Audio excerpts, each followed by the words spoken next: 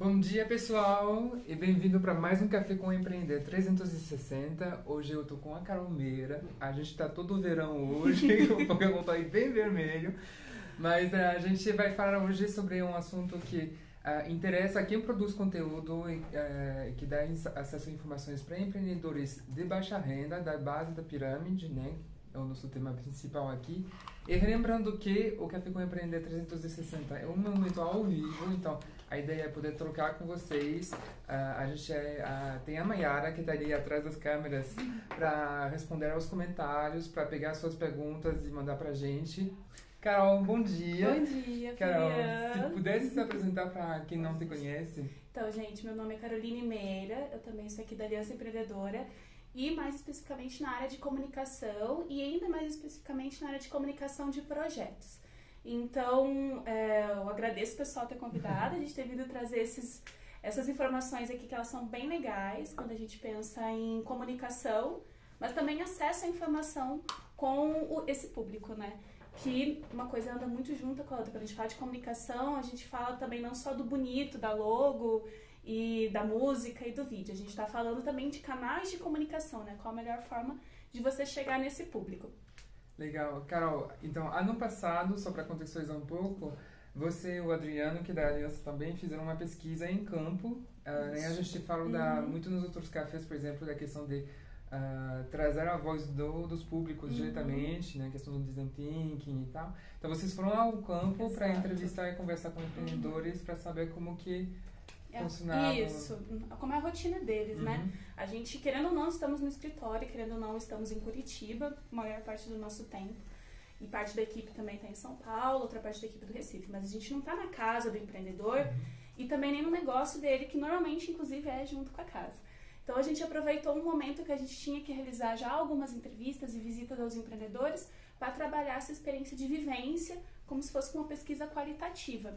Então, a proposta foi ir passar um dia com esses empreendedores, a gente passou quase um dia em totalidade com eles, e a gente, além de um questionário que a gente montou, e esse questionário ele foi construído junto com a equipe, né, da Aliança, várias pessoas colaboraram com ideias e sugestões, baseado no que a gente imaginava de persona que a gente tinha, mas foi um questionário montado a partir das nossas necessidades, né, que informação que nós, Aliança, queríamos saber. Então é bem legal, se você for fazer essa experiência, montar um questionário baseado no que a sua organização precisa saber. Cada questionário ele varia, né? Muito diferente um do outro. Sim. Então tem que ver o que é válido para você, o que é útil, que informação para você vai ser útil. Qual é o seu objetivo, né, com essa entrevista? Qual vai ser seu objetivo com essa entrevista? O nosso, no caso, tinha algumas perguntas diretas para o empreendedor e tinha muitas perguntas também baseadas na nossa observação, né? Como uma visita de fora indo lá e observando aquele espaço.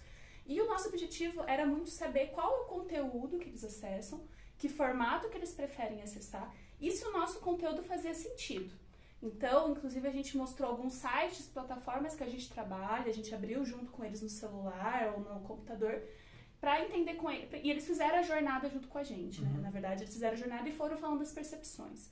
Isso trouxe algumas avaliações bem legais que a gente está aqui hoje para trazer para o pessoal, conversar com vocês sobre as percepções que essa pesquisa trouxe pra gente aqui pra Aliança e uns aprendizados bem legais também que a gente teve. Sim, então você falou que tinha 5 pontos assim, chave. Isso. Que esse estudo levantou pra vocês, né, pra equipe. Isso, e são pontos assim, muito...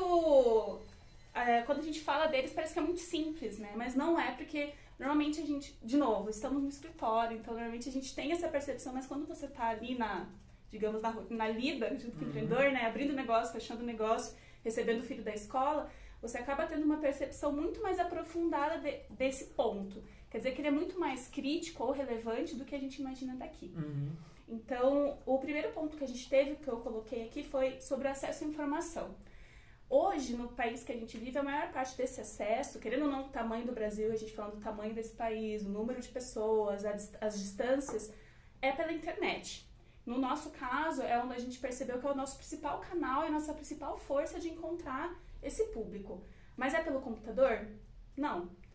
Por quê? Porque a maioria dessas pessoas acessa a internet sim, mas elas acessam pelo celular e pelo smartphone. Muitas vezes também dependendo da internet de dados, né? Não é Wi-Fi, na maioria dos casos. Então, assim, o que a gente consegue pensar com isso? Inclusive, eu até trouxe um dado aqui, que hoje no Brasil quase 70% da população tem acesso à internet. Então, primeiro, ainda não é todo mundo. E segundo, a pessoa tem acesso, mas quer dizer que ela vai consumir o conteúdo que o que você ela quer. faz com esse Exato. acesso. Então, assim, a maioria dos empreendedores, o que eu percebi, eles consomem, mas é um consumo diferente. Então, por exemplo, um aprendizado que a gente teve foi assim, eu preciso aprender a fazer alguma coisa, é o YouTube. Ele não vai abrir o Google e digitar, pelo menos os empreendedores que a gente entrevistou, né? Uhum. Se ele tem um negócio com um restaurante, quer aprender uma receita, eles entram já direto no YouTube pra já buscar a pesquisa, porque ele já quer ver o passo a passo. YouTube, querendo ou não, é um aplicativo super acessível, ele é fácil e ele não consome muitos dados, igual alguns sites que a gente possa construir. Outra coisa foi, uma percepção foi, bom, eu vou fazer um site ou uma plataforma para esse empreendedor, por exemplo, o Tamo Junto, que a Aliança tem. Será que talvez eu deva construir essa plataforma primeiro entendendo ela no smartphone e depois no desktop? Porque normalmente a gente faz o contrário. A gente constrói um site muito bonito para o computador, para o desktop. Mas às vezes ele não fica tão usual assim para o smartphone. E foi exatamente o que aconteceu. As informações no smartphone a gente abriu, demorava para chegar ou para encontrar dentro dessa jornada. E lembra, você fala do YouTube, né, como um aplicativo, e foi até uma conversa que a gente teve internamente depois de alguns anos, se não valia a pena transformar o nosso site em aplicativo. Uhum. E aí vem a questão também de aprofundar ainda mais os dados, que ele tem um smartphone, mas quanto de espaço livre ele tem para poder baixar mais um aplicativo? Faz sentido? Faz sentido, ou exato. a gente tem que criar um site, mesmo que seja, né, que sites eles são mais adequados para computador, mas que seja um site que seja friendly para os celulares, porque ele não vai baixar mais um aplicativo. Sim, um aplicativo. Né? Até porque, dependendo do público que você está falando, é uma população que não tem esse hábito de abaixar aplicativos. Por exemplo, o YouTube já vem instalado no celular. Então, a gente teria que criar outro tipo de conexão com essa pessoa. Acho que é bem isso, essa percepção que traz assim, não precisa ser necessariamente o aplicativo, talvez sim, talvez não, mas se não for, o que dá para fazer? Por exemplo, até uma discussão que a gente trouxe recentemente. A gente prefere o desktop mesmo, o conteúdo que a gente tem no desktop, no computador. Vamos então fazer parcerias com escolas de informática ou lan houses ou laboratórios de informática, que normalmente às vezes as prefeituras disponibilizam esses espaços para acesso, e criar como se fosse uma oficina ou uma metodologia para esse público dentro desse espaço com o computador, chamando as pessoas e fazendo com elas conteúdo online. Pode ser um caminho, né? Dentro também quando a gente olha daí dentro acho que nessa conversa eu já trouxe o segundo ponto, que é o formato do conteúdo, né? A gente falou um pouco aqui muito de site, mas tem outros formatos. Tem vídeo quando a gente fala, tem áudio quando a gente fala. Tem o podcast que a gente fala. Então, hoje em dia, com a tecnologia, a gente tem N formatos de conteúdo. E esse formato, ele pode ser... Também depende muito da organização, né? O quanto que a organização consegue produzir esse formato. Hoje está mais fácil, mas ainda assim a gente sabe que, né, tem um processo por trás de produzir esse conteúdo. Mas, de novo, esse celular, ele vai conseguir receber esse conteúdo? Por exemplo, você fazendo um vídeo de tutorial de 10 minutos para mandar o WhatsApp. Será que é bom mesmo? Porque quando você manda vídeo no WhatsApp, ele ocupa também da memória, né? Será que às vezes não é melhor fazer cards ou fazer um card único com todos os passos? E dentro disso a gente também trouxe muito essa questão de formato de conteúdo pensando realmente no que já existe, né? Então o celular ele já vem com o YouTube, o celular ele já vem com o WhatsApp. E o WhatsApp, inclusive, é a principal ferramenta. Tem empreendedor, inclusive, que a gente não consegue falar por telefone. Quando a gente tem que entrevistar ou quando a gente tem que fazer uma pesquisa, é uma pesquisa às vezes até de satisfação, ou por exemplo, no nosso caso da área de comunicação, entrevistar um empreendedor para fazer uma matéria, não vai ser por telefone, vai ser por WhatsApp. Porque por telefone é muito difícil ele conseguir atender, ele tá na correria do negócio, depois ele tá na correria de casa, não vai ter tempo. Então o WhatsApp ele é super forte, ele é uma ferramenta muito poderosa de você conversar com essas pessoas. Às vezes a gente até, por muito tempo, né, a gente na verdade não valorizou essa ferramenta.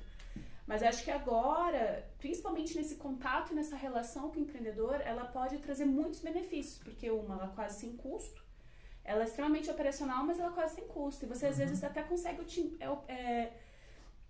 operar ela de algumas formas, né? Então baixar toda a lista no celular, às vezes realizar parceria com organizações que trabalham só com envio de mensagens para sua base certinho, com a mensagem que você quer. Então assim, é uma ferramenta que ela é acessível para todo mundo e ela pode sim ser muito útil, né? Você pode até criar, sei lá, um curso dentro do WhatsApp, não sei.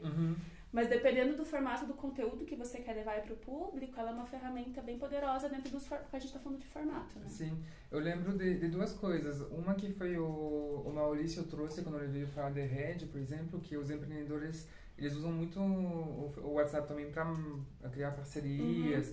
Por exemplo, a gente usa o WhatsApp para criar grupos dentro dos beneficiados de alguns projetos da Aliança para eles continuarem os contatos, as interações como rede.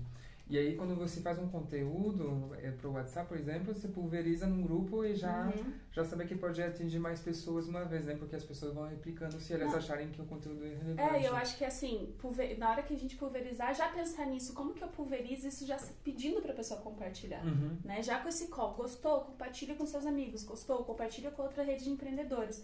Acho que é isso também, né? Além de pulverizar dentro dessa linguagem. Sim. A gente não pode pegar um exemplo, não dá para pegar um post de Facebook, um texto, e usar esse mesmo texto pro WhatsApp. Não, parece que é a mesma coisa, mas não é a mesma coisa, né? É uma conversa diferente. E isso é uma coisa que o empreendedor ele vai sentir. A forma como ele vai receber essa mensagem, a forma que ela está escrita, vai ter muito impacto. Sim. Então, às vezes é uma questão de adaptação, mas é uma adaptação. São pequenos aprendizados que a gente vai tendo, inclusive no nosso uso da ferramenta, né? Na observação que a gente tem dos nossos pais, dos nossos amigos, dos nossos colegas, como que as pessoas usam essas ferramentas. E no caso de visitar e conhecer esse empreendedor, é ver como ele usa, que é essa experiência que o Maurício trouxe no outro café também. E a segunda coisa, que é uma coisa que interessa mais a organização, assim, que tem vontade de avaliar justamente se esse canal é um canal relevante. Por muito tempo, o WhatsApp era um dos únicos que não tinha acesso a dados, né? O Facebook tem um Analytics agora, o YouTube tem um Analytics já muito sofisticado, alguns sistemas de envio de e-mail marketing também tem, então eles te dizem quantas pessoas abriram, quanto tempo que assistiram. O WhatsApp ele não tinha isso e ainda não tem tantas soluções, mas estão começando a aparecer algumas plataformas que oferecem dashboard, assim, painéis, para você acompanhar justamente o desempenho das suas mensagens. Eu pessoalmente nunca usei, eu acho que na Aliança a gente não teve essa experiência ainda, mas quem tiver vontade e curiosidade, tem empresas brasileiras, inclusive, que começaram a fazer isso para justamente saber isso, né? Se foi compartilhado, de repente, quanto tempo a pessoa assistiu, se ela baixou ou não. Eu, como eu falei, não usei, então não sei quais são os dados que oferecem, assim, mas é uma ferramenta para justamente você poder ver se faz sentido, se é um canal que comunica com o seu público mesmo e comparar com outras ferramentas que talvez já use. Essa transição ela aconteceu até porque o detentor do WhatsApp, que é o Facebook, né, o Facebook Empresas, eles estão com um movimento muito forte de criar ferramentas para empresas, né, para que as empresas usem, no caso, os microempreendedores. Então faz todo sentido essa evolução, digamos, do WhatsApp. Inclusive agora o WhatsApp eles estão testando algumas novas funções, que é usar o WhatsApp para empresas. É um WhatsApp que ele já tem umas mensagens automatizadas, que você consegue gerar o link. Também isso está acontecendo, esse movimento, que eu acho que para análise de dados vai super corresponder ao que as organizações precisam, acho que em breve, assim. Acho que é uma coisa que está para acontecer bem logo, né? Legal, legal. E o outro ponto, ainda falando de informação, ainda falando de conteúdo, é qual é o canal dessa conexão. Por que, né, canal é diferente de formato? Porque canal, a gente tá falando muito de WhatsApp, né? Mas, por exemplo, uma coisa que a gente conversa aqui na Aliança, que às vezes a gente realiza, por exemplo, é rádio, né? Porque aí as pessoas sempre falam assim, mas eu não escuto rádio. Tá, mas você não escuta, você tem Spotify, tudo bem você não escutar, né? Mas às vezes o empreendedor que você quer conversar é exatamente esse empreendedor que ouve rádio, deixa o rádio ligado na loja o dia inteiro. E a gente tem uma força muito forte. Então, o rádio, ou em algumas cidades que acontece muito carro de som, por exemplo, né? Ou ainda centros comunitários, ou ainda escolas, ou ainda... O que é esse canal de conexão, como que ele pode ser mapeado, né? Quando a gente vai numa cidade ou num local, a gente nunca conhece, não sabe ainda o que está existindo por lá. Mas encontrar esses pontos mais fortes de canal de conexão com esse público, ele é bem importante. Porque assim que você encontra esse canal, ou 1, ou 2, ou 3, você já sabe que formato de conteúdo é relevante você criar e que se você pode, inclusive, fazer parceria com esses espaços, né? Uma coisa é a gente criar, de novo, criar conteúdo daqui, criar um conteúdo relevante daqui. Mas, por exemplo, tem regiões no Brasil, a gente tá falando de internet, mas tem região no Brasil que não tem realmente. Que o Wi-Fi não chega e que é tudo na base dos dados e em algumas só partes da cidade. Dessa forma, a internet ainda não vai resolver o problema dessa pessoa. Então, qual canal que existe dentro da cidade, dentro da rede de apoio delas, que você pode potencializar e que você pode usar junto, né? Eu lembro que eu conversei muito isso com os empreendedores, e eu lembro que eu perguntava, mas você escuta rádio?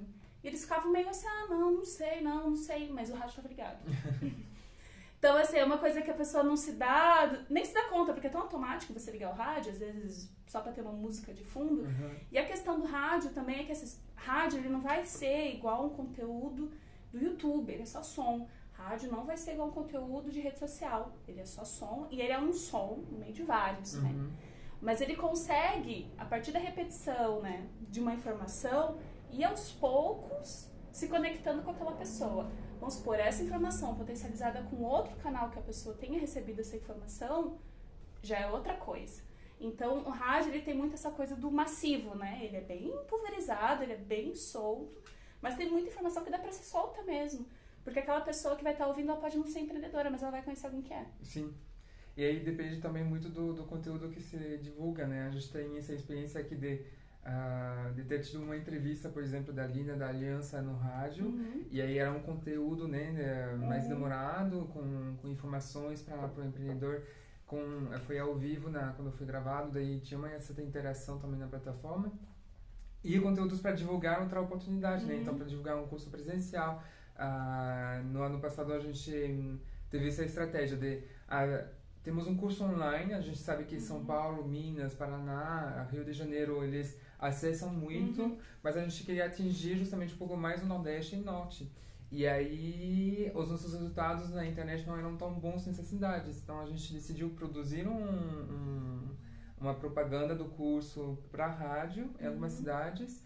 E a gente viu, mesmo nos nossos analytics, assim, que essas cidades, esses estados estão subindo por conta do rádio. Isso é bem legal, porque as pessoas falam, rádio não dá pra medir, dá.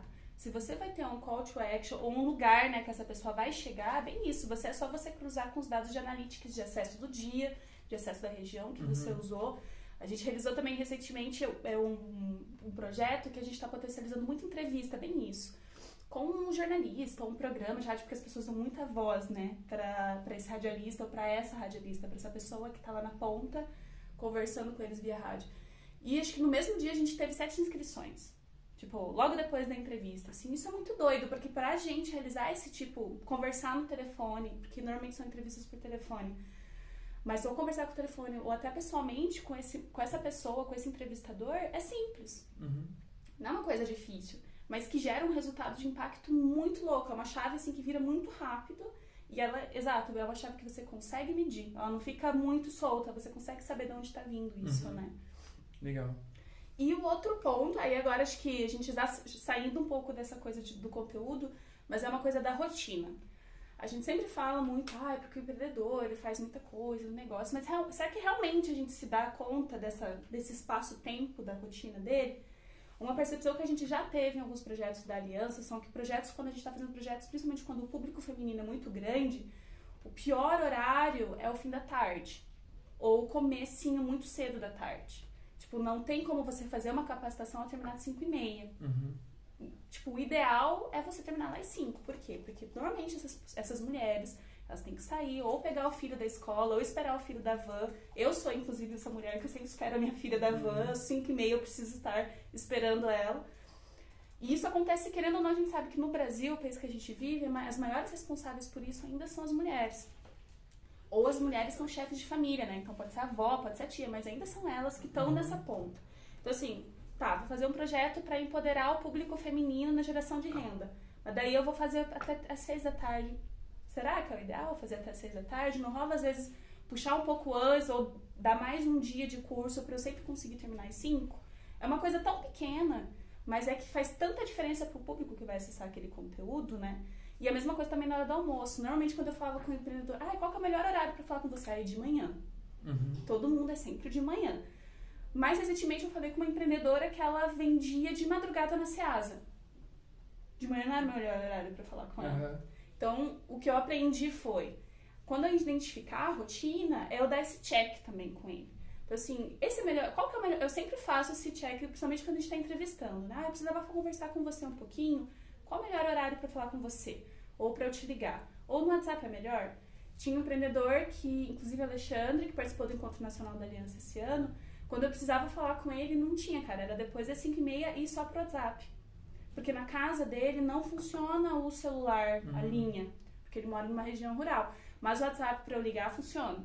Então eu e ele, a gente ia conversando às vezes durante o dia, daí ele me respondia quando tinha rede. E ele chegava em casa, eu tinha que ligar, mas ligar pelo WhatsApp, né? Era pelo telefone. E esses checks de rotina do empreendedor é bem legal, principalmente quando você está fazendo uma capacitação, quando você está chegando num lugar novo. A gente sabe que tem região no Brasil que é complicado, às vezes, para as pessoas se deslocarem à noite, que é perigoso. Será que rola fazer de tarde? Será que rola fazer de manhã? E isso é bem profundo, na verdade. Porque, querendo ou não, para aquele empreendedor, muitas vezes isso não vai ser muito prioridade. A prioridade dele é a família. Segunda prioridade, normalmente, né? Normalmente a prioridade é família e negócio. Esses dois pontos. Se enroscar com um desses, você vai perder ele, exato. Então, ele vai buscar, ele vai se esforçar, mas é que você tem que cuidar muito, assim, para não competir com esses espaços, porque você não vai ganhar. Com certeza não, né? Isso sempre vai ser o principal ponto deles, a principal percepção, o principal cuidado que você tem que ter. A gente realiza, às vezes, algumas visitas para realizar vídeo, né, com os empreendedores, nos espaços deles, dos negócios, né? E também, sempre, já aconteceu, mas você consegue vir daqui um mês, porque eu tô fazendo uma reforma, E a gente conversa, a gente combina, porque eu entendo assim, nossa, eu não vou voltar lá fazer esse vídeo, né? Pra mim, esperar um mês pra fazer esse vídeo, conversando com o projeto, tá tudo certo, mas pra aquele empreendedor fazer o vídeo dali um mês, com um balcão e um freezer novo, vai ter muito mais impacto do que eu ir fazer agora. Então, de novo, esse check de rotina e ter essa percepção, ter essa flexibilidade, de não ser coisas muito engessadas. Porque realmente não conversa com a rotina dos empreendedores, principalmente aqui no Brasil, que a gente sabe que é tudo correria, né? E, de novo, a gente não vai competir com esses espaços. Tinha alguns exemplos que eu achava bem bacana, assim, que aí a gente sai um pouco da questão do conteúdo em si, mas ele sempre focando justamente na rotina do empreendedor e como que a gente entra em sintonia com isso. Que era, de repente, se você quer apoiar ou trazer mais mulheres para sua capacitação, ou outro evento, ou enfim, outro serviço que prestar, deixar um espaço para poder receber as crianças, com alguém para cuidar das crianças naquele momento. Ou, de repente, se não for um problema, a própria criança estar dentro da sala, né? Não necessariamente é o mais recomendado, mas uma possibilidade também, né? E comunicar isso, né? Sim. Tipo, se existir essa possibilidade, se existe essa possibilidade, é deixar isso, que é um espaço agradável e receptivo para crianças, né? Sim. Que a partir dessa informação já dá uma abertura para criar essa receptividade para esse público, né? E tem alguns exemplos também de confiança, né? No nosso caso, a gente presta capacitações de graça para o empreendedor. E coisas de graça, às vezes, traz uma questão de, tipo, será que é verdade e tal? Então, já aconteceu, por exemplo, de empreendedores e empreendedoras pedindo para trazer o marido, a esposa, além dos filhos, ou mais uma pessoa, de repente. Então, ele também prevê isso, né? Não, beleza, você pode trazer para o primeiro dia, para participar de tudo, e só curiosidade, tem interesse de fato, enfim. É bem bacana justamente conhecer esse perfil para saber, para poder flexibilizar dentro das possibilidades. Porque a partir do momento que você engessa, o que você torna bem isso, tipo assim, não é flexível nesse ponto, você vai perder essas pessoas. E às vezes está perdendo realmente as pessoas que mais precisariam estar ali. Né? Estão mais motivadas. As pessoas mais motivadas. Eu lembro que teve um projeto que a gente fez. Normalmente a aliança não trabalha com o público menor de 18 anos, né? Mas aconteceu de eu ir num projeto e um dos meninos que eu entrevistei ter só 16. E ele falou que ele fez porque a mãe dele ou o pai dele fez. E tudo bem, eu entrevistei ele da mesma forma. E a entrevista que ele deu foi de um potencial muito, muito legal, assim. Porque ele é de um perfil de imigrantes. E na família tinha um histórico de todo mundo trabalhar com a costura. E na entrevista ele deixou muito claro que eu fiz esse curso porque eu não quero trabalhar com a costura. E depois desse curso eu sei que eu não vou precisar trabalhar. Ele queria ser cabeleireiro. E eu achei isso muito legal, porque apesar de ser um público que não é necessariamente o que a gente está buscando, olha só, ele foi lá num espaço junto com a mãe dele ou com o pai, só para estar ali junto. E no fim aquilo trouxe para ele um aprendizado ou abriu para ele uma porta de oportunidade que ele não tinha observado antes. E exato, foi de uma pequena flexibilização do projeto que a gente conseguiu trazer essa pessoa que provavelmente para ela trouxe muito impacto, né? Trouxe resultado para ela. E acho que o último ponto, assim, desses 5 que a gente está conversando, é um que, assim, às vezes ele é meio óbvio, mas a gente esquece, que é o acesso a crédito. Então, assim, como que surgiu essa resposta? Só para eu contextualizar. Uma das perguntas que a gente faz, ela é muito baseada também, algumas perguntas na teoria U, que é uma teoria, uma metodologia, né, que existe para você avaliar jornada, experiência. Então, ela trabalha muito com percepções muito de qualitativo mesmo, né? É bem legal essa teoria, inclusive.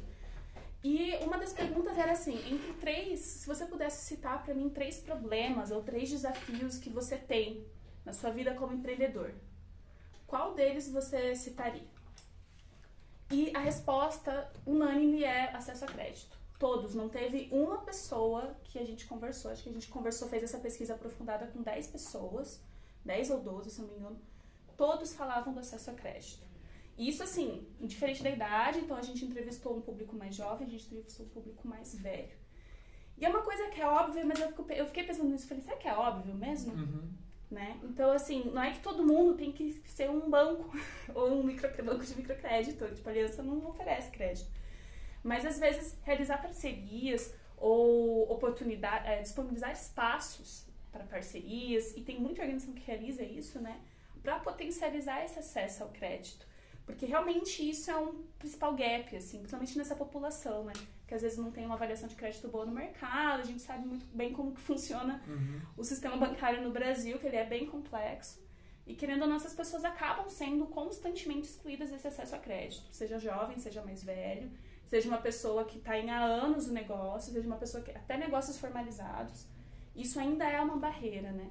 Então, para mim, trouxe muito aprendizado de como eu, organização, realmente olho para isso e não só tento resolver ou criar, acessos mais facilitados para isso, né?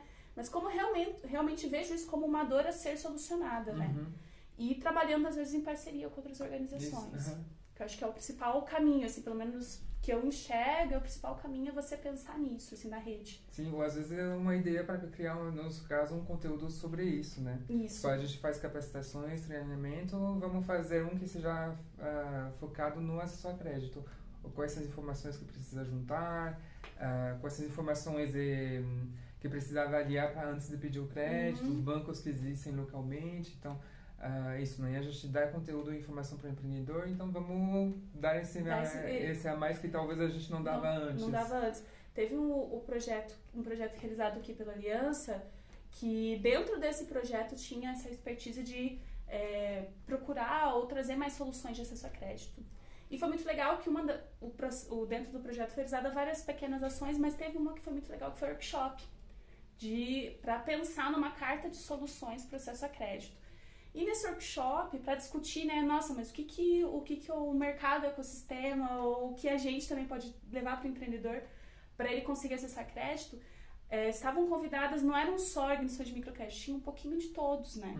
Tinha empreendedor, então tinham 2 a 3 empreendedores, tinha organizações que trabalham com acesso a microcrédito, tinham pessoas que já trabalharam com isso de alguma forma, tinham só organizações do ecossistema que não necessariamente trabalham com isso, organizações que apoiam microempreendedores apenas.